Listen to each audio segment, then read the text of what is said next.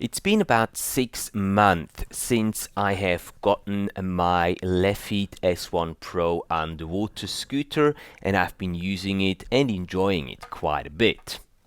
Just recently I did get a second underwater scooter, a second S1 Pro. And if you guys want to know why I did this, make sure to stick around, and I promise you'll be quite surprised what I'm intending on using these two scooters for. Coming up.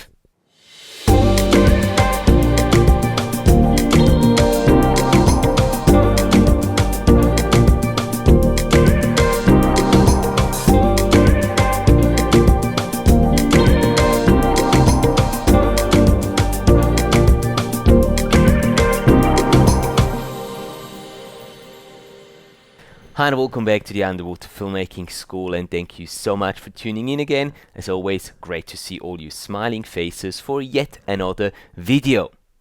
Now, you might remember my initial review of the LEFEET S1 Pro, which I did try out for the first time during our trip to Bonaire Island earlier this year. And I was really positively surprised how powerful this tiny, look at it, this tiny little machine is, and how conveniently it can pull you through the water. Obviously, while being on that trip in Bonaire Island, we were having an underwater videography workshop there. We had tons of different underwater camera gear with us. We obviously wanted to try out also whether or not we could use this as kind of a propulsion vehicle for our big camera, the RED Komodo that we had out there with us for the very first time. So we tried and improvised mounting this one scooter that we had with us on the bottom of our RED Komodo camera rig onto the gates housing. And surprisingly, actually, it did really work. We were able to pull the camera with ourselves as well through the water and get some more stable, more fluid looking movement shots shooting with the RED Komodo setup underwater.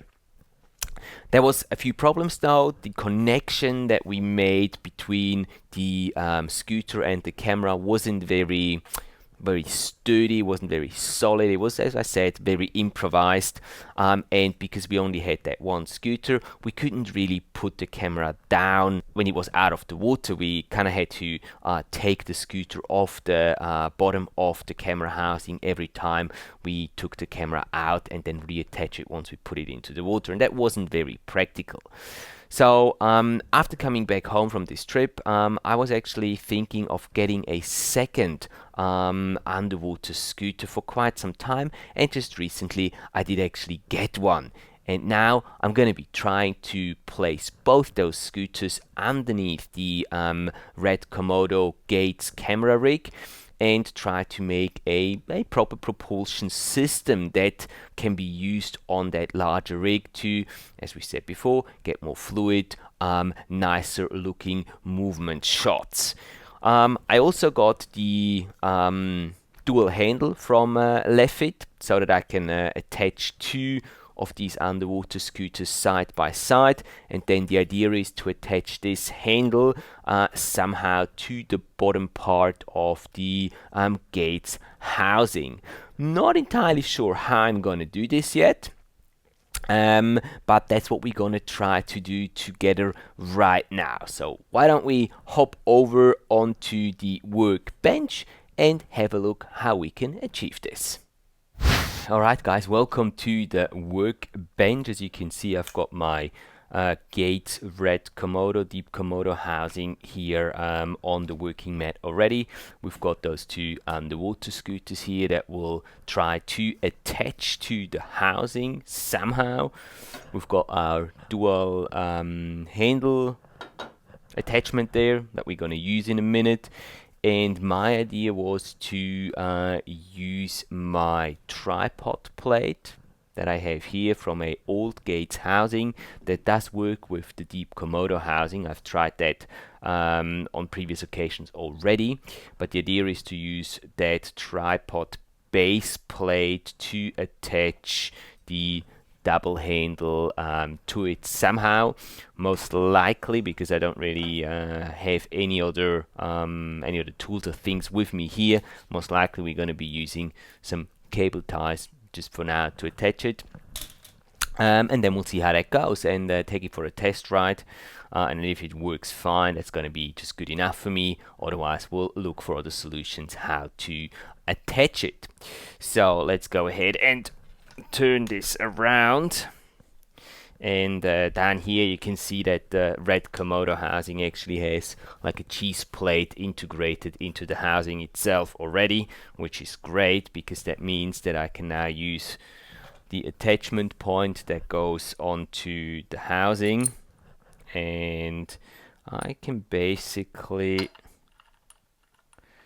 just fit that in there. We'll put it probably here.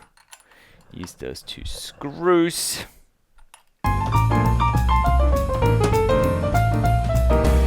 So, now we've got a problem up. It seems like I'm not really getting in here anymore because I've tied it too much or too soon.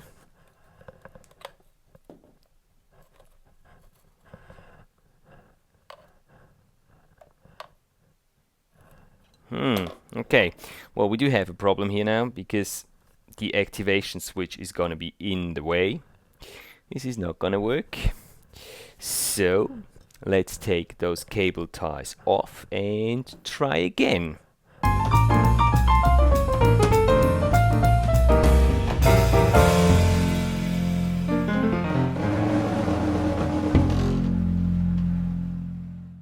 Okay, it kind of looks like I'm sort of done. This seems to be fairly stable, and it actually turned out to be a lot easier than at first sight and what I tried to do first. Now what I've done is really just attach the double handle tray onto the back plate or the tripod plate underneath the housing, and I was just using cable ties to do so. Now this is probably not the most elegant and most stable way of doing this. There's certainly ways where you can do it with some screws, but I didn't have any screws in the appropriate size, so I went for this approach instead, just so I could see if it would be working. And if we now try to, oh Jesus, is this heavy? Oh. This is actually really cool. Look at it now. Now we've got our RED Komodo sitting on these dual scooters, and it is not quite in the middle, I would say. It's not, but this has to do with well, the tripod plate not being perfectly in the middle. So this is something that we can still work on, but for now it seems to be pretty sturdy and it's probably gonna do the job.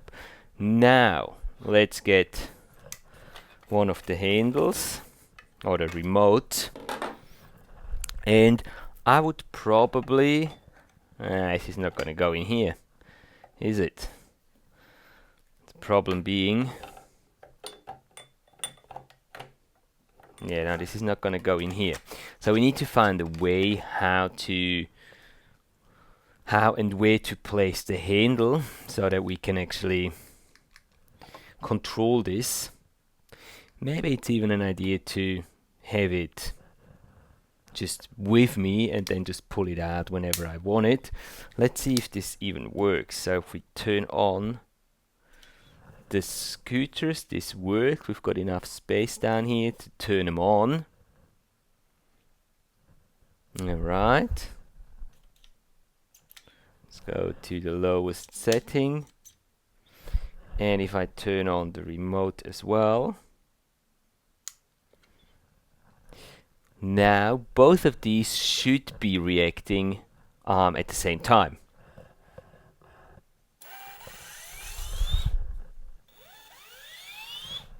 which is not happening yet. How do we pair these? We do have both working now, so you just got to pair them. And now we've got both of these scooters working with just one remote, which is great.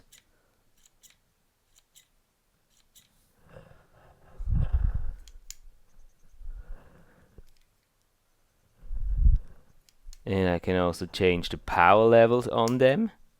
It's great.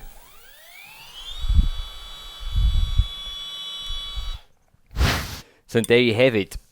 The newly created Deep Komodo, Red Komodo S1 Pro double scooter setup, which I'm actually really excited about. I can't wait to take this in the water and take it for a spin, but we'll have to wait until probably next week before I have some time to do that here in the lake of Zurich. There's still a few things that I need to figure out until then. I need to figure out how and where to place the handle.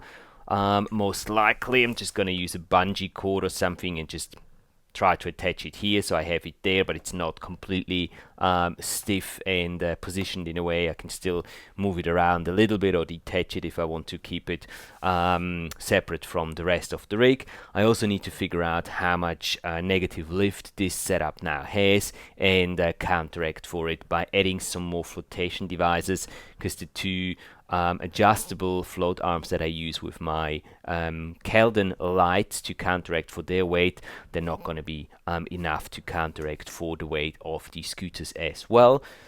So I'm probably going to have to get at least 2 more of these and try to just balance it out a little before I get into the water. So yeah, this is hopefully going to happen next week.